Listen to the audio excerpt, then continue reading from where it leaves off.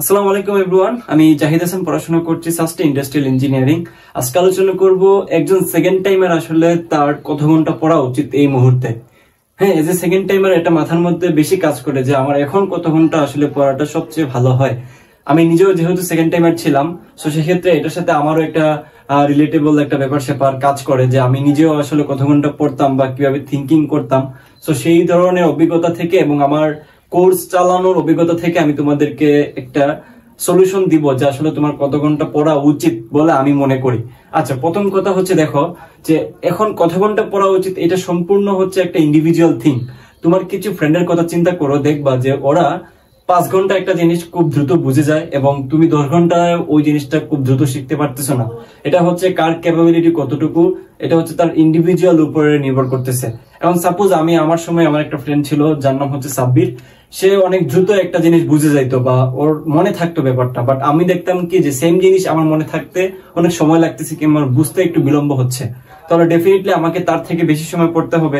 সে যদি 5 ঘন্টা পরে আমাকে 10 ঘন্টা পড়তে হবে, সে যদি 6 ঘন্টা পরে আমার 12 ঘন্টা পড়তে হবে কিংবা আমার 16 ঘন্টা পড়তে হবে, তাহলে কখনোই এটা আসলে কোনো ধরনের মানে কোনো কি বলা যায় আদর্শ সেট করে দেওয়া ঠিক হয় না যে এত ঘন্টা পড়া উচিত বলে আমি মনে করি। বাট আমি এজ এ বড় ভাই আমি তোমাদেরকে একটা জিনিস আমি তোমাদেরকে ইনশিওর করি, দেখো এই যে সময়টা, এই সময়টুকু হচ্ছে তোমার লাইফের সবচেয়ে গুরুত্বপূর্ণ একটা সময়। তোমার পরীক্ষার পরে তোমার যে সময়টা তুমি হাতে পাবা ওই সময়টা তোমার জন্য অতটাও গুরুত্বপূর্ণ না, তুমি তখন ফ্রি সময় কাটাবা। বাট এখন মাঝখানে যে সময়টা পরীক্ষার আগে, এটা হচ্ছে যে তোমার সর্বোচ্চ রকমের পরিশ্রম করার সময়টা। এখন এই সময়টাতে যে যত বেশি পড়াশোনা করতে পারবে ইফেক্টিভলি, আবারও বলতেছি ইফেক্টিভলি, যে যত বেশি পড়াশোনা করতে পারবে তার তত বেশি ইমপ্রুভ হবে। এখন তুমি ডিসাইড করো যে তোমার ইমপ্রুভমেন্টটা কতটুকু দরকার বা কোন লেভেলের ইমপ্রুভমেন্ট তোমার দরকার। ইমপ্রুভমেন্টটা যদি মনে হয় যে আমার অনেক বেশি দরকার, তাহলে তোমাকে বেশি পড়তে হবে। মনে হয় যদি যে না আমার একটা সিট হলেই হবে, আমার একটু ইমপ্রুভমেন্ট হলেই হবে, তাহলে ওটা হচ্ছে তুমি কম পড়লে হবে। বাট আমি আমার সময় যেটা ভাবতাম, আমার মনে হয়তো আমি সারাদিনই পড়ি, আমার মনে হয়তো যে আমার সময় চলে যাচ্ছে, আমি প্রত্যেকটা second each and every time আমার মনে হইতো যে এটা কাজে লাগানো উচিত। তো এইভাবে যদি তুমি থিঙ্ক করো তাহলে তুমি সারাদিনই পড়তে পারো, কিন্তু ইফেক্টিভলি পড়তে হবে। সারাক্ষণ বসে থাকলাম এমন করে হবে না, একটা ভাগ করে করে পড়তে হবে যে দিনের এই টাইমে আমার মস্তিষ্ক ফ্রি থাকে, আমি ওই সময়টাতে কঠিন জিনিস পড়বো। এই সময়টাতে বোরিং ফিল হয়, আমি এই সময় মুখস্থ জিনিস পড়বো, দ্যাট ইজ কল বায়োলজি পড়বো। এই সময়টাতে আমার একটু কম স্ট্রেস মনে হয়, আমি হচ্ছে এই সময় কেমিস্ট্রি পড়বো।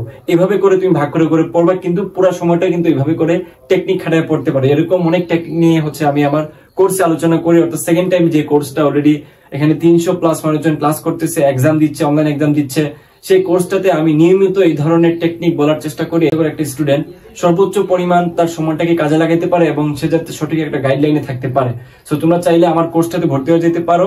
এই কোর্সের ডিটেলস আমি ডেসক্রিপশনে দিয়ে দিব। তোমরা যারা ডিটেলস দেখতে চাও তারা আসলে এই ডিটেলসটাও এখান থেকেও দেখতে পারো, অথবা আমার যে নাম্বারটা দেওয়া থাকবে এই নাম্বারে যোগাযোগ করলে সরাসরি তোমার সাথে সেটা নিয়ে ডিসকাস করা হবে। So that's overall. আশা করি তোমরা তোমাদের কোয়েশ্চেনের আনসারটা পাইছো। বিদায় নিচ্ছি, আল্লাহ হাফেজ।